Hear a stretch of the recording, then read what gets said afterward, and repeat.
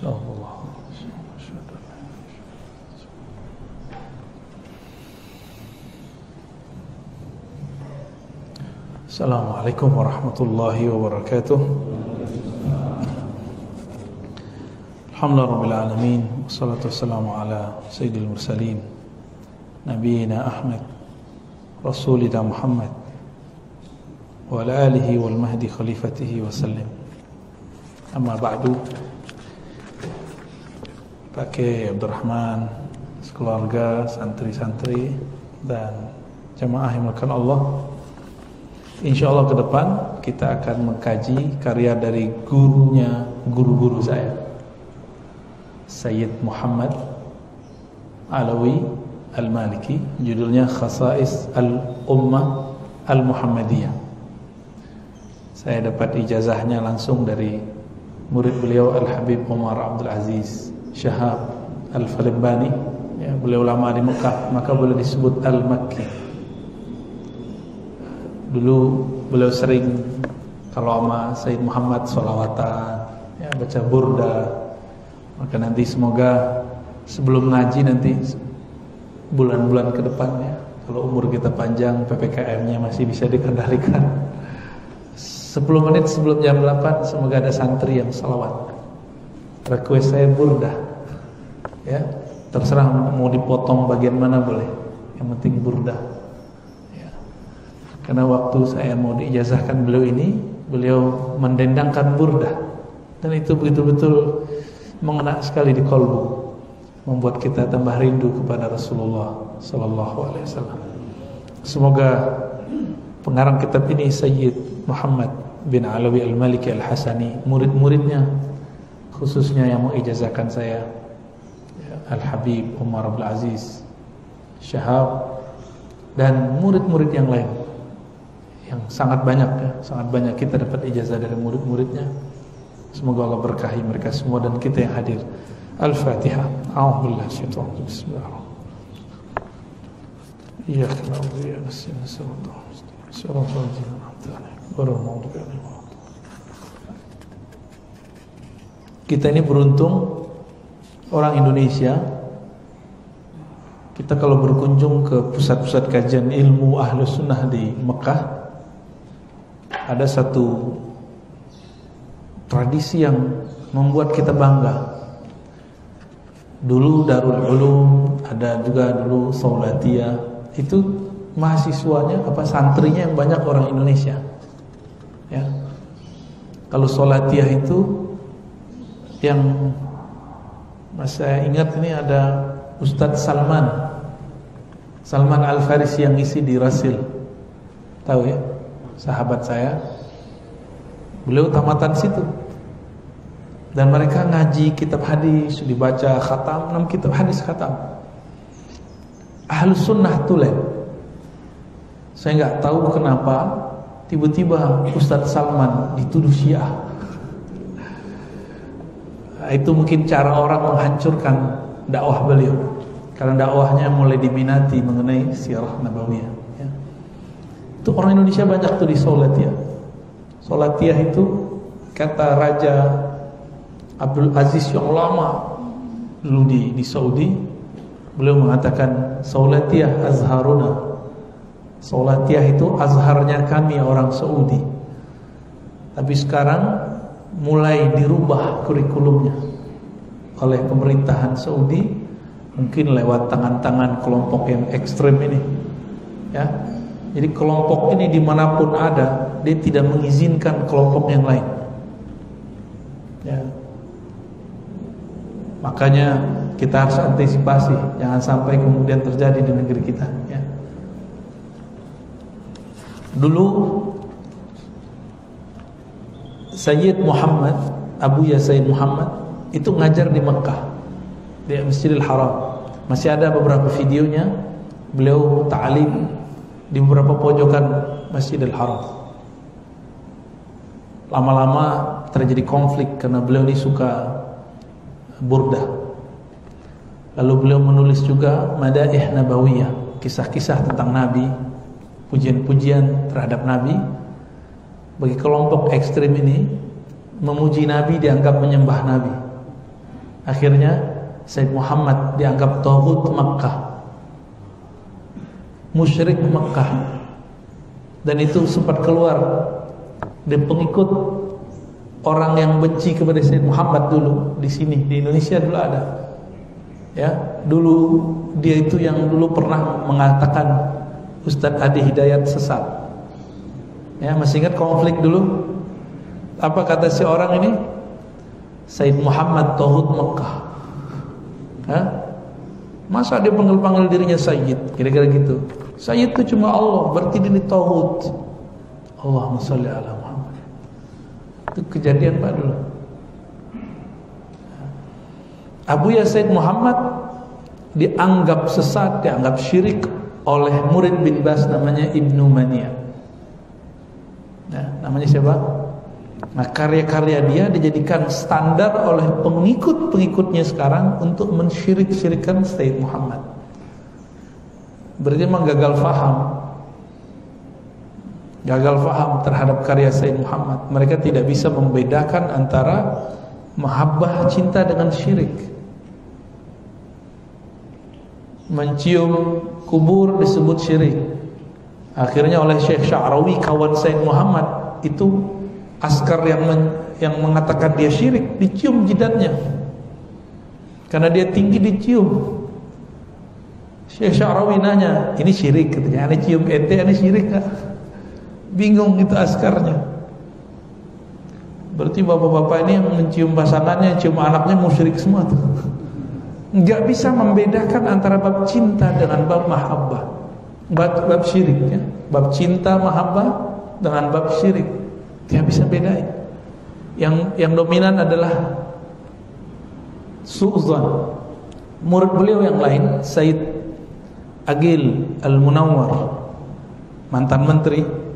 Beliau orang baik, cuma mungkin nggak cocok masuk ke urusan-urusan politik ya. Kan kementerian itu jabatan politik sebenarnya. Ya, beliau ini murid kesayangan juga oleh Said Muhammad, yang disuruh dulu bersolawat dan segala macam. Orang Palembang juga. Ya, tadi kan guru saya yang pertama itu orang Palembang, juga mengijazahkan kitab ini. Cuma kalau yang ini ijazah plus munawalah, dikasih kitabnya sekaligus. Itu Said Agil juga cerita sama. Manhaj mereka manhaj su'uzzan. Manhaj mereka manhaj berburuk sangka. Dijadikan buruk sangka itu sebagai bahan ta'lim. Ini kita agak sedih. Kok seperti itu beragama ya? Nah, semoga masjid ini aman dari gangguan-gangguan seperti itu ya. Ke depan itu anugerah, Pak. Bagi Indonesia, kelompok itu anugerah. Kiai-kiai yang tadinya tidur sekarang bangun. Dulu gak ngaji kitab, sekarang ngaji kitab ya. Mungkin dulu masjid ini sepi kali kalau ngaji. Berkat begitu jadi ramai. Siapa tahu Pak Kiai ya. Insya Allah. Dan saya berdoa kita semua, saya termasuk orang-orang yang berjuang untuk menghidupkan warisan-warisan ilmu ulama-ulama ahlus sunnah wal jamaah. Baik. Kitab yang saya pegang nanti silakan jadikan sebagai pengumumannya. Kalau buat pengumuman pakai kitab Khasa'is Al-Ummah Al-Muhammadiyah ya. Beliau setelah membuka kitab ini dengan tahmid dan salawat mengatakan amma ba'du ya. Fa inna Allah subhanahu wa ta'ala khassa hadhil ummah bi khasa'isa wa syarrafaha bimazaya. Allah itu memuliakan umat ini dengan kekhususan yang banyak sekali dan kelebihan yang luar biasa. Man faradat bihi anil umam as-sabiqah, yang berbeda dengan umat-umat terdahulu. Umat terdahulu enggak dapat ini, kita dapat itu. Ya. Falam yusyarikha fihi musyarikun wa la yunafisha fihi munafisun. Tidak ada satupun yang menyamainya, menyainginya. Ini umat kita.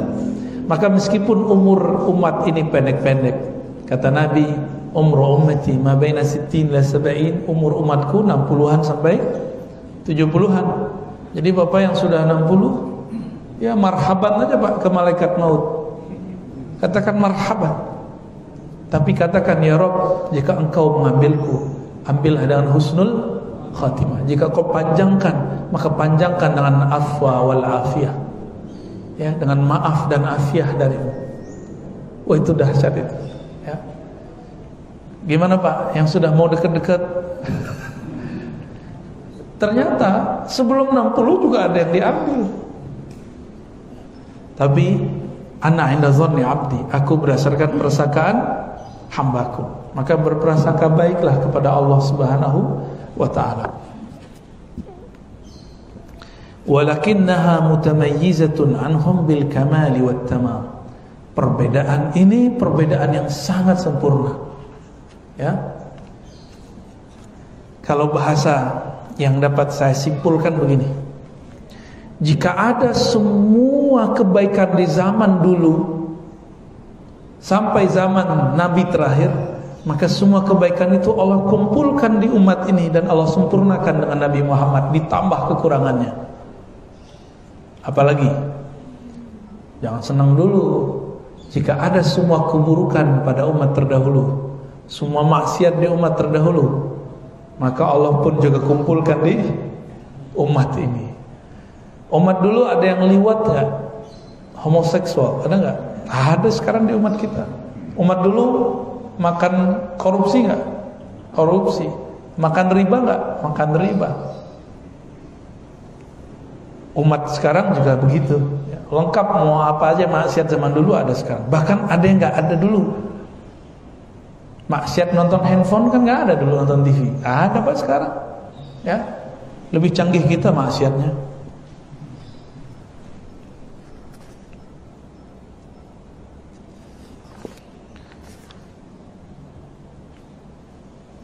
Dari semua itu yang paling tinggi, perbedaan yang paling sempurna, kata beliau adalah awwal maziyyatin bal hiya ummul mazaya wal fadail rasidu hadhil ummah min al iman wa kamalu yaqiniha billah. Kesempurnaan rasid itu bahasa Arabnya biasanya pulsa, energi. Rasidu hadhil ummah, energi iman umat ini dan energi yakinnya jauh lebih sempurna dari umat-umat terdahulu. Itu dia. Itulah sebabnya kenapa Dajjal itu turunnya ke kita, nggak turun ke umat Nabi Musa. Karena keyakinan umat ini nanti lebih kuat daripada keyakinan umat Nabi Musa. Umat Nabi Musa bisa lari jadi Laut Merah itu dibelah dengan tongkat. Itu tongkat bukan tongkat Nabi Musa sebenarnya. Tongkat Nabi Musa itu turun dari surga. Pernah dipakai oleh Nabi Ibrahim, pernah dipakai oleh Nabi Adam. Gak tahu dipotong bagaimana kok jadinya sebesar itu. Nabi Musa awalnya cuma menganggap itu kayu kecil. Apa yang ada di yaminika ya Musa, di tangan kananmu wahai Musa. Jawaban Nabi Musa, asaya, ini adalah tongkatku, atawakkau, yang aku bersandar dengannya. Ya, itu Nabi Musa mandangnya, atau aku mengembala dengannya. Tapi Allah memberikan sejarah pada tongkat itu. Itu tongkat masih ada Pak sekarang. Tongkat masih ada, tapi di mana wallahu a'lam. Nanti tongkat itu akan diambil kembali oleh Imam akhir zaman. Semua benda-benda para nabi dulu akan dikumpulkan semua. Maka nanti akan banyak yang halu, ngaku-ngaku nih cincin Nabi Khidir. Ada yang datang ke saya bawa menyan Nabi Khidir. Lah, sejak kapan Nabi Khidir jualan menyan? Ya salam, ya. Ada tuh ya. Pakai mahar tuh. Maharnya lumayan, sekian berapa juta ya. Bisa kaya tuh Nabi Khidir tuh.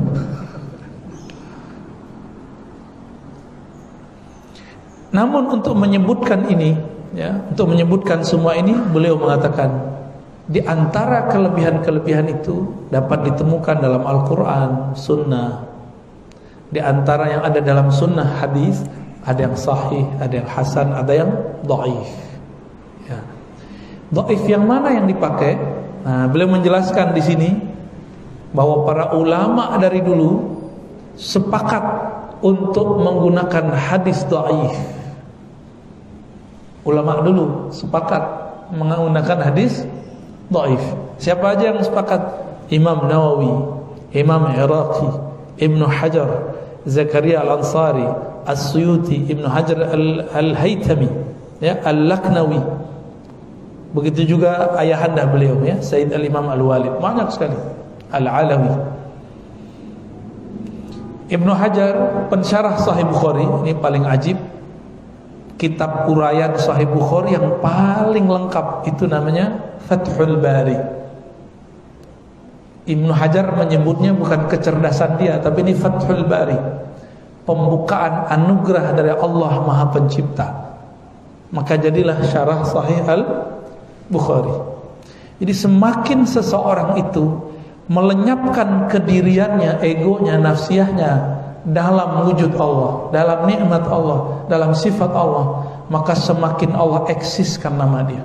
Inilah Imam Ibnu Hajar Al-Asqalani. Banyak yang nulis Sahih Bukhari, tapi yang paling masyhur cuma Sahih yang disyarah oleh Imam Ibnu Hajar Al-Asqalani. Beliau punya kitab, dulu saya pernah mengajarkan kitab beliau ini di Ma'had.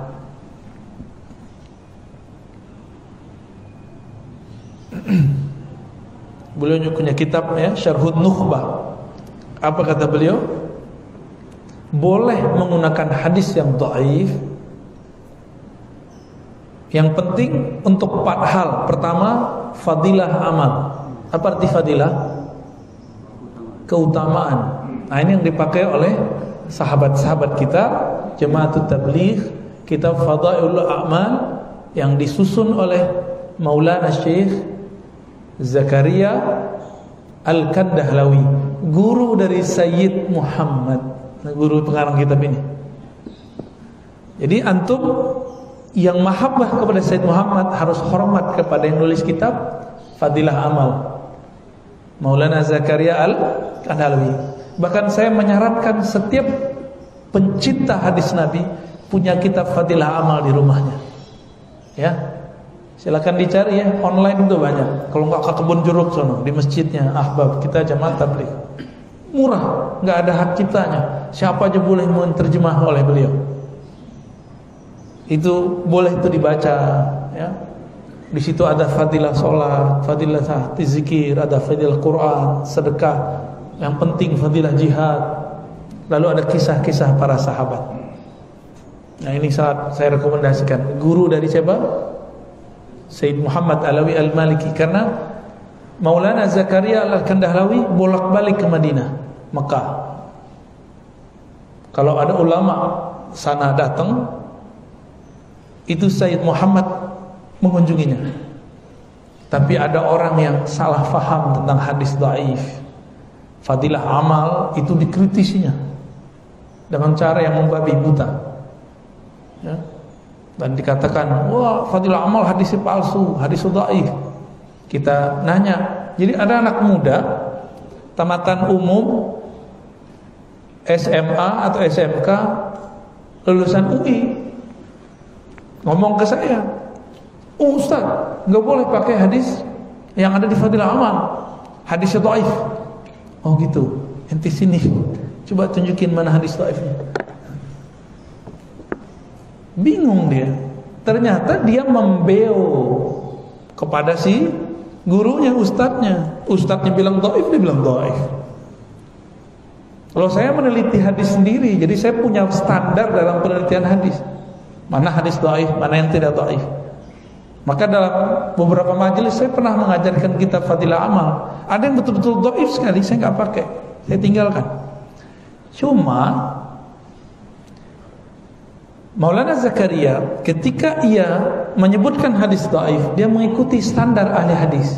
Apa itu? Yubayyinuha, menjelaskan kalau hadis ini betul dhaif. Nah, ini syaratnya. Jadi kalau kita meriwayatkan hadis dhaif, anjurannya sebutkan kualitasnya, siapa ulama yang mengatakannya dhaif, ya. Dikira Maulana Zakaria nggak ngerti kali sama mereka ya. Dan uniknya apa? Hadis itu dia buatkan takhrijnya, penjelasan kualitasnya dalam huruf kecil. Di situ lengkap sumbernya mana, siapa aja perawinya, dan siapa yang mensahihkan, hasan dan dhaifkan. Tidak diterjemah.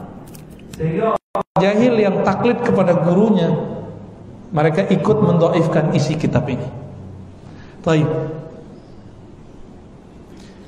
Yang kedua, alla yashtadda dha'fu. Kedhaifannya tidak berlebihan. Fala yu'mal biman farada bihil kadzdzab wal muttaham bil kadzib wa man fahusha la ghalatu. Tidak boleh beramal dengan hadis yang diriwayatkan hanya oleh orang-orang yang kadzdzab, rawinya pembohong atau tertuduh berbohong atau punya kesalahan yang fatal. Enggak boleh. Nah, dan itu sudah dihindari oleh imam-imam kita. Masalahnya ada satu hadis ini diriwayatkan oleh orang yang diperdebatkan kualitasnya. Ada yang mengatakan dia dhaif, yang satu lagi mengatakan tidak dhaif. Maka ini boleh dipakai. Imam Nasa'i misalnya, hadis yang nomor 5, Bukhari, Muslim, Abu Daud, Tirmizi, seperti kitab hadis nomor 5, itu beliau meriwayatkan hadis yang tidak disepakati kedhaifan periwayat. Itu agak pusing Pak kalau bahas itu nanti. Saya ngajar hadis itu agak lama ya, hampir 10 tahun belajar dan mengajarnya. Yang ketiga, ayan darja tahta aslin ma'mulin bih. Hadis dhaif boleh dipakai jika hadis ini sesuai dengan dalil-dalil yang pokok, baik Quran ataupun Sunnah. Jadi ada dalil penunjang yang lain. Sebagai contoh misalnya, hari Jumat itu ada hadis keutamaan sholawat 100 kali, 80 kali, atau berapa kali pun. Hadis ini dhaif semua, tapi dia ada pokoknya, ada dalil sumbernya. Nabi mengatakan aktsirus salata alayya fi yaumil jum'ah. Banyak-banyak sholawat kepadaku pada hari Jumat. Nah, berarti hadis-hadis ini boleh diamalkan gitu. Baik. Dan yang keempat, alla yu'taqada indal amal bihi thubutu. Hadis dhaif itu ketika disampaikan, diamalkan, jangan meyakini kesahihannya. Nah, kita harus kemudian hati-hati juga. Siapa tahu barangkali ada versi yang lainnya. Kayak ini secara ilmu hadis ya. Maka nanti fasal-fasal yang disebutkan di sini semuanya, kalaupun ada hadis dhaifnya, hadis dhaif yang sudah direkomendasikan. Ya. Kita masuk ke kelebihan atau keutamaan umat Nabi Muhammad yang pertama. Yang pertama apa? Rasidul ummatil Muhammadiyah minal iman. Energi kekuatan umat Nabi Muhammad dengan iman. Imannya umat Nabi Muhammad ini lebih luas ya. Ayat yang sering kita baca, yang mana jika ayat itu dibaca, syaitan tidak akan masuk ke suatu tempat di mana ayat itu dibaca. Surat apa itu? 2 ayat terakhir Al-Baqarah. Nabi mengatakan man qara'ahuma atau man talahuma, siapa yang membaca keduanya, maka syaitan tidak masuk ke dalam rumah itu. Jadi jangan-jangan kita masih tengkar di rumah, sering konflik. Itu jangan-jangan karena nggak baca ayat itu di rumah. Ya, jadi kalau masuk rumah mau ngamalin nggak Pak? Baca salam buat Nabi ya. Assalamualaikum. Kalau nggak ada orang, Assalamu alayna wa ala ibadillahis salihin. Terus salam ke Nabi, Assalamu alayka ya ayuhan nabi wa rahmatullahi wa barakatuh. Gitu. Udah ada semua kan itu di tahiyat kita. Jadi itu boleh dipakai. Yang mengajarkan Imamuna Al-Qadhi Iyad dalam kitab beliau Asy-Syifa. Ya, silakan diamalkan itu. Masuk rumah baca apa? Assalamualaikum ya ayuhan nabi wa rahmatullahi wa barakatuh. Bahkan disarankan oleh beberapa guru-guru saya yang wali-wali Allah, mereka yang sering rohaninya berinteraksi dengan Rasulullah, sebelum masuk rumah 1 langkah 3 langkah, undang dulu Nabi Muhammad, panggillah salam. Assalamualaikum ya nabi wa rahmatullahi wa barakatuh. Ya. Atau selawat kita, baru mengucapkan salam kepada ahlul bait, orang yang di rumah. Ya, assalamualaikum warahmatullahi wabarakatuh. Salam itu nama Allah. Salam itu bacaan yang suka dibaca oleh Rasulullah. Apa arti salam? Bara'atuhu anil aurati wal uyubi was sayyiati wasyururi. Terbebasnya Allah dari semua keburukan aib. Itu arti dari assalam. Maka kalau rumah dimulai baca assalamualaikum, assalamu alaina, assalamu alaika ya Rasulullah, atau assalamu alaika ya nabi wa rahmatullahi wa barakatuh, itu rumah akan diberkahi, dihilangkan keburukan-keburukannya. Kalaupun ada pertengkaran cepat selesai, ada masalah cepat adem. Itu kalau sering baca. Ya, silakan diamalkan. Masuk kamar, baca itu. Kita undang dulu Rasulullah masuk nurnya ke dalam rumah. InsyaAllah baru rumahnya baiti jannati. Nanti ada aja cara untuk menyelesaikan masalah. Kadang-kadang kita ini kan kalau pulang capek, gampang emosi. Ya benar gak bapak-bapak ini? Istri kita biasanya di rumah ngurusin anak, sewot juga kadang capek. Nah ini bisa diredam dengan nur Nabi Muhammad sallallahu alaihi wasallam. Amma rasidu hadhil ummah minal iman fa'azim wa nasibuha minhu kabir. Ya. Kekuatan energi umat ini, energi imannya sangat-sangat besar. Bagaimana besarnya? Li'annaha tu'min bi kulli kitabin anzalahullah. Besarnya, luasnya pikiran umat Nabi Muhammad ini bisa percaya semua kitab suci, bisa percaya semua para nabi, ya. Wa bi kulli malakin khalaqahullah, bahkan percaya dengan semua malaikat yang Allah cipta. Nah, ini 3 ini penting nih. Percaya sama semua kitab. Orang Yahudi percaya enggak sama Injil? Enggak. Orang-orang pengikut Nasrani percaya enggak dengan Al-Qur'an? Enggak percaya, enggak sempurna. Dia harus percaya seharusnya. Kita percaya nggak dengan adanya Taurat? Kita percaya dengan Injil? Kita percaya dengan Nabi Musa, Nabi Isa? Kita percaya semua. Nabi Uzair, Ezra, Jones, Nabi Yunus, Abraham, Ibrahim, kita percaya semua. Nuh, kita percaya semua. Nggak ada yang nggak kita percaya nabi-nabi. Namun untuk ceritanya, kisah mereka kita selektif, gitu. Itu aja bedanya. Kita percaya dengan semua mereka, namun kalau ada berita masuk, nah kita seleksi dulu berita ini sahih atau tidak sahih. Dan inilah yang diabadikan dalam Al-Quran. Amanar rasulu bima unzila ilaihi min rabbihi wal mu'minun. Ya, Rasul Nabi Muhammad, ya, percaya dengan semua yang diturunkan kepadanya. Begitu juga orang beriman. Kita ini beriman enggak? Di situ ada alif lamnya. Semua orang beriman. Kullun amana billah wa malaikatihi wa kutubihi wa rusulih. Nah, ini dia. Semuanya para orang beriman umat Nabi Muhammad. Jadi alif lam di situ itu umat Nabi Muhammad. Wal mu'minun dalam ayat surah Al-Baqarah ayat 285 itu adalah umat Nabi Muhammad sallallahu alaihi. Nah, kita umat siapa nih? Berarti kita masuk dalam alif lam itu. Semoga nama kita tertulis dalam titik-titik itu. Amin ya rabbal alamin. Semuanya amanah billah, percaya kepada Allah.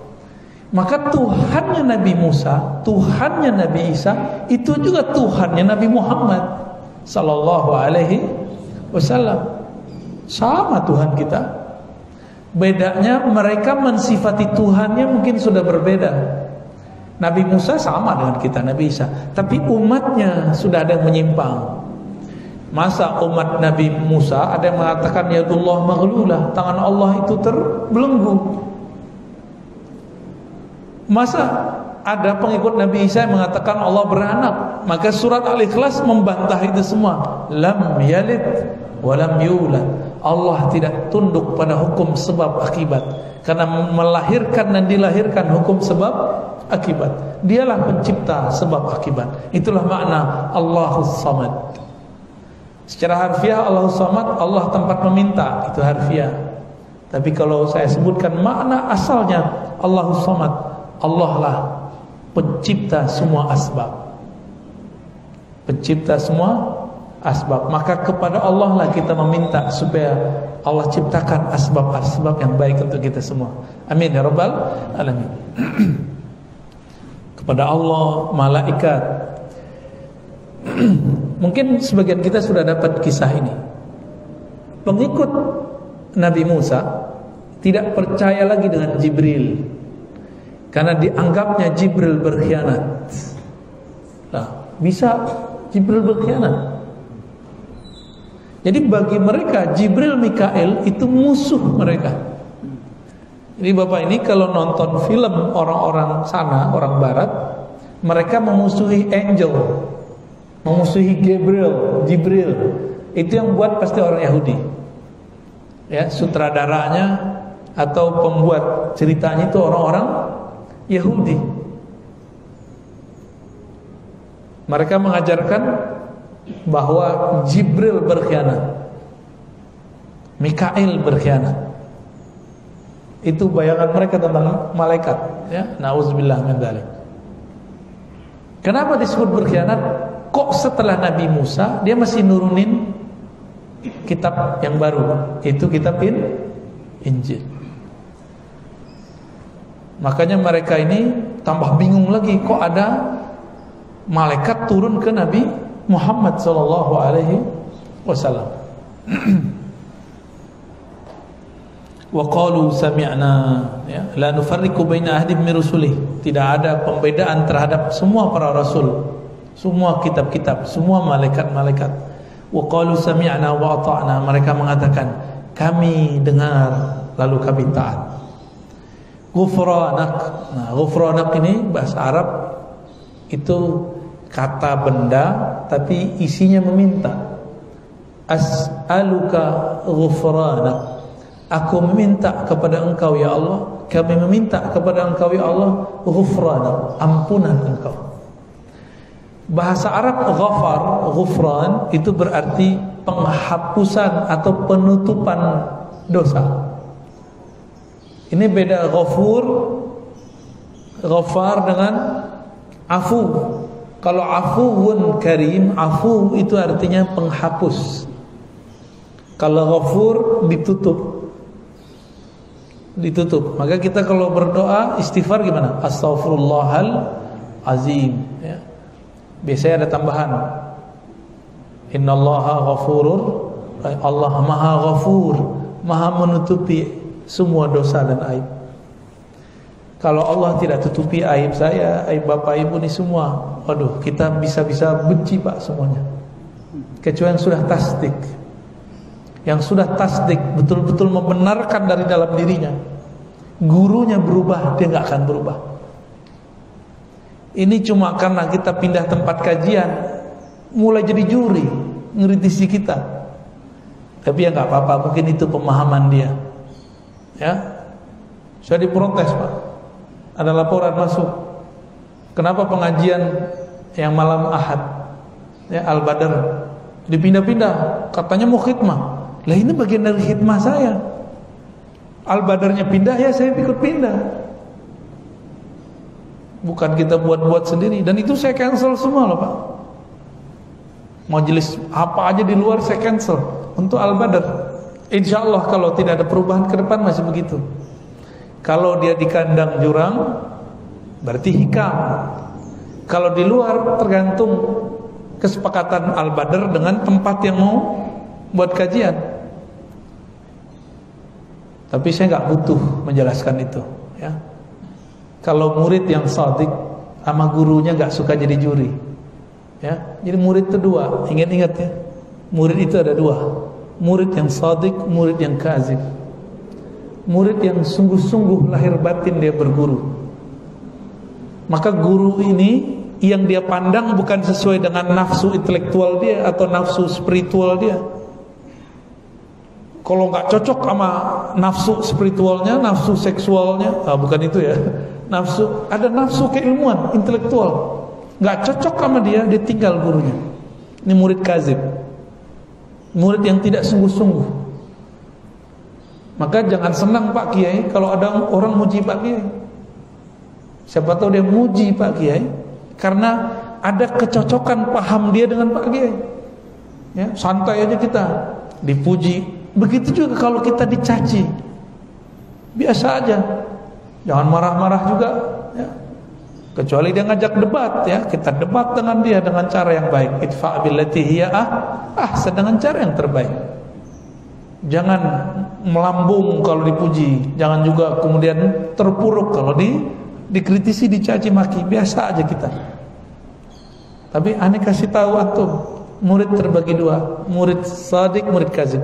Murid kazib ini kagum kepada sosok guru karena sesuai dengan latar belakang dia, politiknya kah, mazhabnya kah, manhajnya kah, atau sesuai dengan nafsu dia dalam berguru. Jadi berguru tuh jangan pakai nafsu, berguru tuh pakai ketulusan jiwa. Hilangkan ego kita, baru kita berguru. Jangan bawa ego dalam berguru. Ya, kalau antum bawa ego dalam berguru, ntar bilang, Pak Kiai Abdurrahman udah berubah. Dulu belum punya pesantren, gampang sapaan sama kita. Sekarang, sombong gitu. Ini contohnya nih. Jadi juri. Tapi siap-siap pakai murid begitu ada terus, akan ada terus. Jangan kaget, ya, jangan kaget. Tapi kalau murid yang shadiq, kamu apa? Ya Allah, terima kasih ya Allah, guru kami sekarang sudah punya kesibukan yang luar biasa. Tolong sehat-sehatkan dia ya Allah. Ya, dia punya santri banyak ya Allah. Bantu dia ya Allah, zahir dan batin. Gitu seharusnya kalau sama guru. Bukan malah jadi juri kita ya. Dalam hati itu hati-hati. Jangan pakai nafsu dalam berguru. Baru disebut al-murid as-shadiq, murid yang sungguh-sungguh, yang zahir batinnya sama. Kalau kazib enggak. Banyak sekali. Cuma karena beda dikit, langsung diserang gurunya. Nanti ke depan kita akan banyak berbeda. Siap enggak beda? Beneran nih, insyaallah. Kayaknya gue kurang yakin ya. Banyak Pak nanti kita berbeda. Kalau antum menganggap guru harus sama dengan pikiran saya, lah siapa antum? Siapa kita? Mana kaedahnya guru harus ikut kesenangan murid? Itu dari mana? Ya, saya mencoba menghancurkan itu bertahun-tahun ketika saya berguru. Musibah saya paling tinggi apa Pak? Ayah saya tengkar sama guru saya. Sama-sama orang hikmah ke satu zawiyah, satu surau. Tengkar mereka. Ternyata dikomporin sama orang sekitarnya. Bagi saya, ya salah. Untung sebelum itu kita dikasih hadiah oleh Allah. Ya, sering terbangun komunikasi batin secara rohani dengan baginda Nabi SAW. Sehingga setiap saya sholawat koneksi itu muncul. Seakan-akan Nabi itu ada di hadapan. Seakan-akan ya, ntar jangan salah paham lagi ya. Sehingga itu menghibur. Waduh, ayah guru ya, kebayang dua-duanya nih, tengkar nih. Tapi sekarang udah baikan lagi. Ujian aja, ujian buat kita. Kita ini tetap gak berguru kepada beliau. Beliau kondisinya begitu. Tetap gak hormat kepada ayah, dia lagi gak baikan sama guru kita. Itu berat sekali itu ya. Pengalaman saya tahun berapa tuh ya? Umur saya waktu itu masih 27 tahun. Lumayan juga tuh. Siap jadi murid yang shadiq? Ya. Kiainya nggak shadiq, itu urusan kiainya, ente urusannya. Ya. Urusannya kita ini gimana? Berguru shadiq atau tidak shadiq? Banyak sahabat saya cinta sama habaib, tapi habaib yang cocok sama politik dia. Giliran habaibnya gak cocok politiknya sama dia, dihujat-hujat. Nah ini mah cintanya palsu. Berarti dia cinta kepada Habib Fulan karena kesamaan cara pandang politik. Nah kita gak mau ada murid begitu. Mau menghancurkan ego ini, ego pribadi, ya. Semoga kita semua diperbaiki oleh Allah Subhanahu wa taala. Amin ya rabbal alamin. Baik.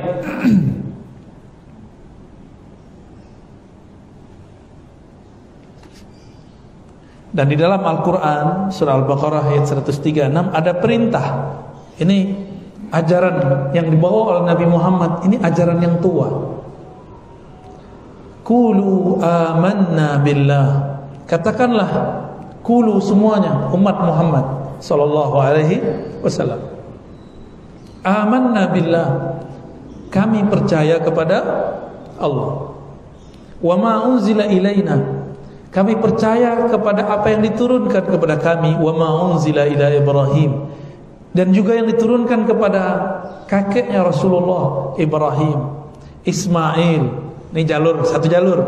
Ada jalur yang lain, Ishaq, Yaqub, wal asbat, dan keturunan-keturunan nabi-nabi ini. Keturunan Nabi Yaqub, anak Nabi Yaqub punya anak siapa? Yusuf, itu paling kecil ya, nomor 2 paling kecil. Di bawah kecil ada lagi Benyamin ya. Sampai di Betawi jadi Benyamin ya. Radio band radio. Terus ke bawah ada Daud, Sulaiman, Musa, sampai ke Isa. Bahkan ada nabi lain, Daniel, Samuel, itu nama nabi semua tuh. Ada nabi Ahyail apa gitu namanya. Banyak, nabi-nabi itu banyak sekali. Jadi dulu kalau ulama-ulama yang bermakrifat hari ini dihidupkan di masa dahulu, mereka jadi nabi. Syaratnya satu, bermakrifat, di kalbunya ada pengenalan kepada Allah. Jika Allah hidupkan mereka dulu, mereka pasti jadi nabi. Para nabi terdahulu sebelum Nabi Muhammad, jika mereka dihidupkan bukan di zaman dahulu, dihidupkan sekarang, bukan jadi nabi, cuma jadi wali. Tuh hebat gak umat Nabi Muhammad? Jadi walinya umat ini, itu nabinya umat terdahulu. Itu makomnya kita tuh, ya. Maka kita bersyukur kita menjadi umat Nabi Muhammad sallallahu alaihi wasallam. Wa ma utiya Musa wa Isa. Kami percaya dengan apa yang diberikan ke Nabi Musa, Nabi Isa. Wa ma utiyan nabiyyun, yang diberikan kepada para nabi min rabbihim, dari Rabb mereka. La nufarriqu baina ahadin minhum. Kita tidak pernah membedakan nabi satu dengan nabi yang lain. Kenapa? Sumbernya sama. Jadi kita cinta ke Nabi Musa, kita cinta ke Nabi Isa. Musa, Yesus sama, kita cintai semua. Gak ada yang kita gak cintai, ya. Kata Arthur Jeffrey, Ibrahim itu juga nama lainnya Brahmana. Jika demikian, berarti ada kaitan juga Hindu Buddha itu, ya. Namun di Quran gak disebut. Oleh karena itu kita tawakuf, kita menahan diri, ya. Tapi hasil dialog saya dengan beberapa aulia-aulia, wali-wali Allah, ahli sejarah, Siddhartha Gautama dan lain-lainnya. Kalau di Cina itu ada apa? Lao Tse, ya, Konghucu. Itu menurut mereka itu nabi-nabi. Dulu itu nabi. Karena konsep ketuhanannya hampir mirip. Bahwa Allah itu Allah Ahad Esa, Maha transenden, tidak bisa dibayangkan. Ya.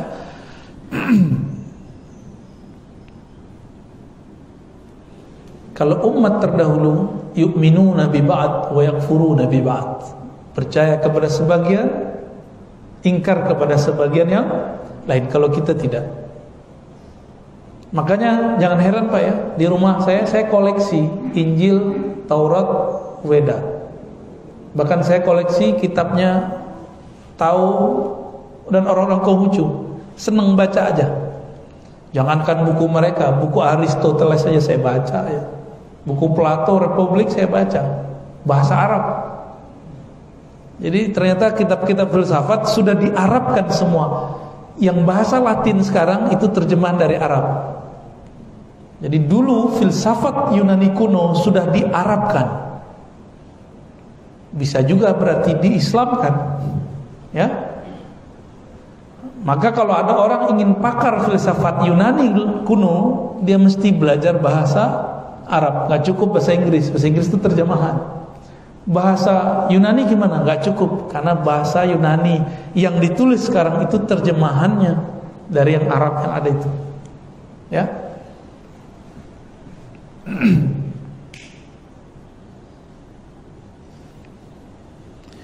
Inilah alasannya kenapa seorang muslim laki-laki boleh menikah dengan ahli kitab perempuan.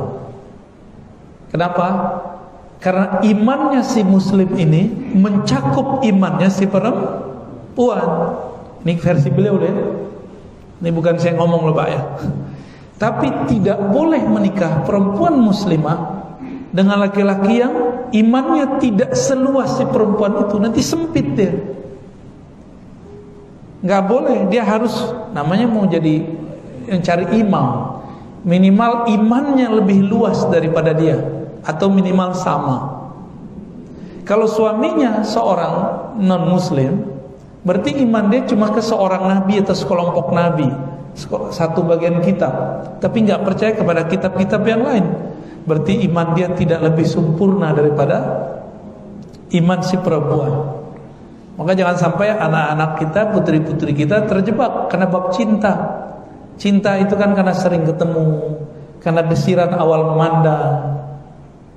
Ini bisa hilang Pak. Maka apa masih kurang? Ada orang menikah besar-besaran, cerainya besar-besaran juga. Besar-besaran juga. Nikah gede-gedean, gak lama cerai. Itu kejadian. Artinya tidak ada cinta sejati itu kecuali hanya kepada Allah. Jangan sejatikan cintamu kecuali hanya kepada Allah Subhanahu wa ta'ala. Selain cinta kepada Allah, maka semua cinta akan berubah. Suami istri satu saat akan cerai. Gak cerai dengan secara zahir masih hidup, cerai dengan kematian. Bakal begitu. Banyak saya ketemu ya, laki-laki atau perempuan meninggal pasangannya atau cerai, saya gak akan nikah lagi. La tazawwaj abadan. Habis 4 bulan ketemu yang bening dikit. Kawinin dong Ustaz. Ya nikahin dong Ustaz. Berarti dia bilang gak mau nikah pun itu cuma ahwal, kondisi aja. Mohon disampaikan ke anak-anak muda kita ya, termasuk yang tua-tua nih kayaknya puber lagi ya. Sama. Orang dalam bab cinta begini itu gak ada tuanya. Rambut doang yang berubah, muka doang yang tambah keriput. Tapi kalau masalah keinginan yang begitu gak ada tuanya Pak. Kita muda semua tuh ya. Sepakat atau sepakat? Senang amat ya.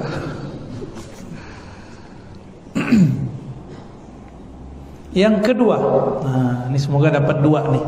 Dapat 2 keistimewaan umat Nabi Muhammad sallallahu alaihi wasallam. Supaya ini kita enggak ngeluh kenapa hidup di zaman pandemi. Ya. Biar enggak stres. Ini banyak yang nanya nih, Ustaz, gimana zikir biar enggak stres? Enggak ada zikir yang lagi stres, yang ada kamu mengerti kamu lagi di zaman apa. Kamu lagi jadi umat siapa? Kamu lagi menunggu sosok siapa? Lagi berjuang untuk apa? Orang-orang yang sudah cinta, maka dia akan berjuang, karena berjuang itu bagian dari pengorbanan. Kita harus tahu kita ini berjuang untuk apa ya?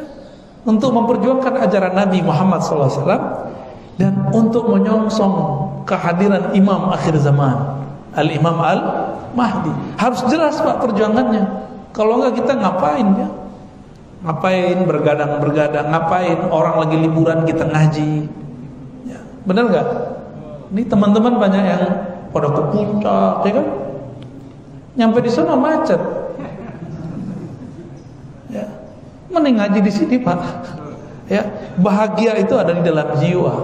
Orang yang bahagia jiwanya, mau di puncak, mau di lembah, mau di gedung, mau di kamar sama. Cuma mungkin karena ya zahir kita butuh hiburan, ya kita hiburlah secukupnya. Jangan berlebihan juga. Wa min syarafa hadhil ummah anna Allah tabaraka wa ta'ala waffara hazzaha min al-yakin bi syahadatil ma'sum idh qala ma u'tiyat ummatun min al-yakin afdala mimma u'tiyat ummati. Ini hadis Imam Al-Hakim At-Tirmizi, kualitasnya hasan, ya. Tidaklah ada umat diberikan keyakinan yang lebih mulia dari keyakinan umatku. Ini Nabi yang ngomong nih. Ini jaminan dari Nabi Muhammad SAW. Sejak Nabi Nuh, Nabi Ibrahim, semua Nabi mengabarkan akan ada fitnatul Dajjal. Benar gak? Kekacauan yang disebabkan oleh Dajjal. Tapi yang dapat kebagian ketemu Dajjal umat siapa? Umat Nabi Muhammad SAW. Umat Nabi Musa dikerjain doang, diprank 40 hari. Ada tuh Tuhannya Al-Ijil, dibuat patung sapi, anak sapi kecil, sehingga patung sapinya bicara. Apa yang diminta dikasih. Itu yang buat Dajjal, nama kecilnya Samiri. Samiri ini waktu kecilnya diajari malaikat Jibril. Jadi malaikat Jibril ini muridnya ada dua. Ada murid Nuriyah, ada murid Nariyah. Murid cahaya jadi Thariqat Sufi. Ada Nariyah jadi perdukunan, jadi kesaktian. Jadi yang perdukunan yang sifat internasional kan juga ada. Jadi musuh kita nanti, Pak, jangan dikira cuma pinter ngebom doang dia. Enggak, dia bisa juga ilmu kebatinan. Ilmu sihir dia jago. Ilmu sihir itu sekarang sedang dibangkitkan. Ilmu sihir lagi dibangkitkan, Pak, hati-hati. Karena semakin ke belakang ini, kota-kota yang hiruk pikuk itu ternyata di baliknya sudah mulai muncul ilmu-ilmu magic, ilmu-ilmu kebatinan. Maka para kiai harus ngeh itu. Dia harus belajar tasawuf Nuriyah. Jangan cuma belajar ruqyah aja. Ruqyah mah biasa, antum hafal tinggal baca. Tapi coba, Pak Kiai pernah gak ada santri kesurupan dibacain gak bisa sembuh? Nah, itu gimana ceritanya? Jangan-jangan santrinya apalah yang kita bacain gak? Dibalikin. Ada caranya. Ada caranya, cara yang cepat dari Rasulullah SAW. Ruqyah Al-Muhammadiyah, ya. Kan mereka ada istilahnya ruqyah syar'iyah. Oke. Kalau saya nyebutnya ruqyah Ar-Ruqyah Al-Muhammadiyah. Zikir dulu, salam dulu ke Nabi. Tinggal tepuk, Pak, bangun dia tuh, sadar insyaallah. Kecuali kita zikirnya enggak benar, salamnya enggak pas. Mungkin nabinya lain kali.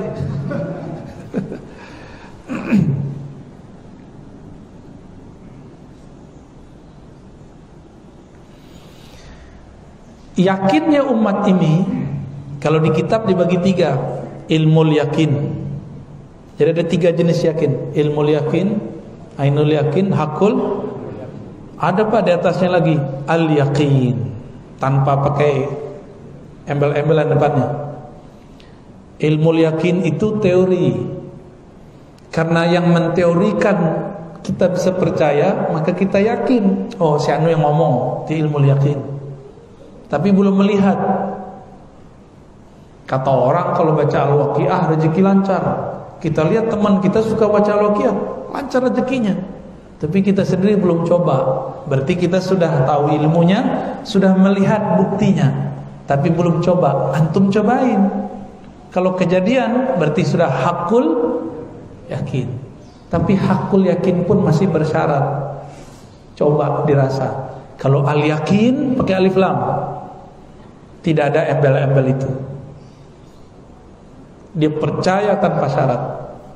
Dia yakin tanpa perlu ada kondisi-kondisi tertentu. Ini disebut al-yakin. Bahasa lainnya kamalul yakin, kesempurnaan yakin. Maka di Quran ada 3 lafaz itu, wa'bud rabbaka hatta ya'tiyakal yakin. Secara harfiah yakin di situ artikan mati. Tapi ini juga berarti kesempurnaan yakin. Sembahlah Allah sampai datang kesempurnaan yakin. Itulah mati sebelum mati. Kan secara harfiah sembahlah Allah sampai datang kematian. Saya nerjemahnya enggak begitu. Sembahlah Allah sampai kau merasakan mati sebelum mati. Ya, itulah al-yaqin. Tanpa pakai ilmu lagi, enggak pakai ain lagi, enggak pakai hak, itu di atasnya semua. Jadi minimal kalau versi ini ada 4. Kalau Said Muhammad menyebutkannya 3. Mungkin beliau sengaja menyembunyikan itu ya, disirkan itu. Namun karena kita sudah di ujung zaman ini, enggak usah ditahan-tahan lagi Pak ilmunya. Kita buka pelan insyaallah, sedikit demi sedikit.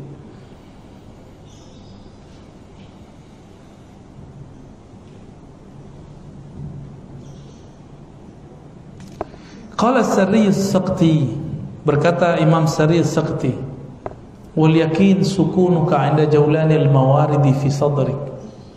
Yakin itu tenang tentramnya jiwamu ketika terjadinya pemberian-pemberian Allah atau ketika terjadinya takdir Allah di dadamu. Litayaqunika anna husnaka minha la yanfa'uka wa la yadur'aka maqdiya. Karena engkau faham, engkau sedih, engkau tidak sedih, itu tidak berpengaruh kepada takdir yang datang kepadamu.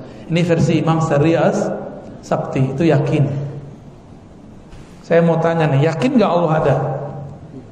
Yakin? Benar? Yakinkah Allah tidak akan sia-siakan kita? Jadi mau datang pandemi, apalagi istilahnya, mau datang bom demi, ada istilah gitu? Nggak ada ya? Mau datang apalah, terserah. Mau kita hidup, mau kita mati nanti, nggak ada masalah. Jika mati, mati syahid. Jika hidup, hidup mulia. Ish kariman aumut syahidah. Itu kan cuma cara mati. Ada orang mati di atas kasurnya, ada mati dalam berjuang, ada yang mati berjuang melawan kebatilan, ada yang mati berjuang melawan penyakit dalam dirinya. Itu cuma asbab aja. Saya sudah pernah menyampaikan di tempat yang lain, bukan di sini. Ketika malaikat maut dicipta dan diberikan SK, surat kerja, apa perintahnya? Engkau akan mencabut nyawa hamba-hambaku. Apa kata malaikat maut? Ya Rabb, jika demikian nanti hambamu akan benci kepadaku. Jadi malaikat maut itu enggak mau juga dibenci, Pak. Dia punya perasaan dia ternyata. Ya. Ini dia dengar nih aneh ngomong nih. Serius. Dia mandang antum, dekat sekali itu sekarang mandangnya. Semua kita dipandang. Satu napas dia kita hilang. Maka mau 1000, 1 juta orang cukup dia pandang, satu kedip mata hilang dia udah. Tinggal cara matinya, datangnya.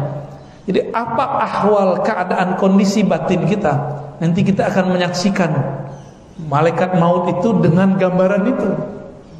Kalau kita husnuzon ke malaikat maut, maka kirim-kirim salam buat dia sesekali. Assalamualaikum ya malakal maut, al-fatihah sesekali Pak. Biar nanti kalau dicabut, sahib aneh nih. Ini aneh serius loh Pak ya. Sapa dia, salam kepada malaikat-malaikat. Kita baca nih, ini turunan dari ilmu yang diturunkan dalam bab tasyahud. Assalamu alayka ayuhan nabi wa rahmatullahi wa barakatuh. Assalamu alayna wa ala ibadillahis salihin. Salam atas kami dan semua hamba-hamba Allah yang soleh, baik di langit para malaikat, para arwah nabi dan aulia, ataupun di bumi hamba-hamba Allah beriman, para wali-wali Allah. Diucapkan salam untuk semua mereka. Jadi antum nih kalau tasyahud jangan ngayal. Kalau ngucapin salam ke Nabi, itikadkan Nabi ada di depan menjawab. Ini dikatakan dalam kitab Syifa ya. Nah, itu ajaran ulama tuh, bukan ajaran sesat itu. Terus yang kedua, Ketika kita mengatakan assalamu alaina, salam atas kami semua orang beriman dan semua makhluk-makhluk Allah yang soleh, malaikatkah, wali-walikah, para nabikah, semua kita ucapkan salam. Nah, ini diturunkan oleh ulama di luar sholat. Makanya ada thariqat sebelum zikir itu ngucapin salam ke malaikat Jibril, Mikail, Israfil, Israil, semuanya. Ya, ada pak ilmunya. Nanti pelan-pelan kita ajarin ya, insya. Terus kalau keburu meninggal gimana? Ya udah antum kan ke tiap sholat udah ngucapin salam. Kata malaikat maut, oh ini yang dulu sering baca salam nih lagi sholat sama saya. Ya. Kalau ngucap salamnya spesial, dijawab pak. Coba kalau dijawab gawat tuh.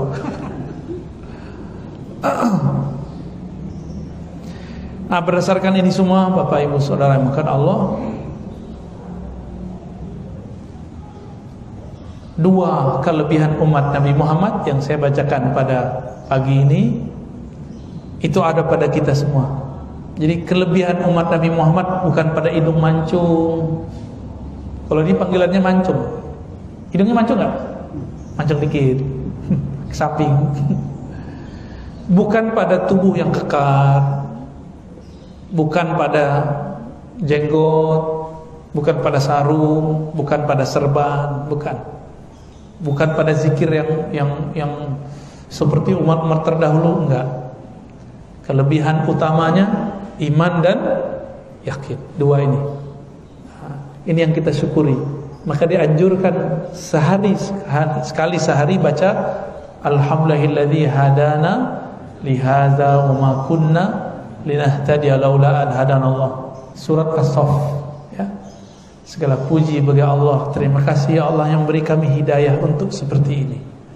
Maka nikmatilah salat yang pernah kita lakukan, zikir yang pernah kita baca. Kalau bukan karena nikmat iman itu, kita enggak akan mampu membacanya. Ya. Kalau perlu dibaca habis salat, jazallahu anka ya sayyidana ya Rasulullah. Terima kasih wahai baginda Rasulullah sallallahu alaihi wasallam.